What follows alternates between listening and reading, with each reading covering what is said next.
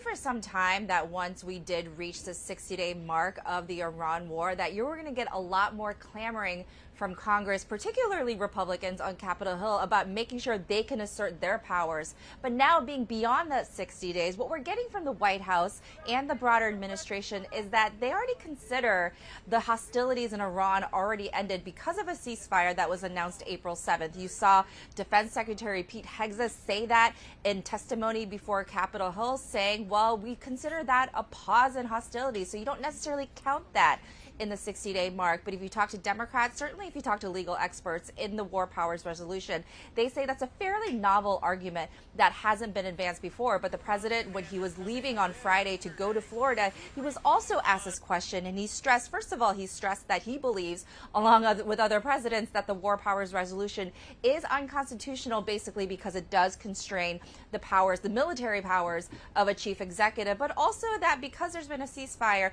there's been some time. So we're not going to see immediate action from Capitol Hill because lawmakers are in a recess. They will convene later in May, and it's a question of what we start to see once Congress convenes, because like we've said, you can push votes, particularly in the Senate, on approving the war in Iran. You've seen Democrats do this multiple times, but now that these hostilities have been going on, despite the administration's interpretation since February 28th, there is going to be a point where at least some Republicans are going to get skeptical and really want to assert their congressional powers in a state of war.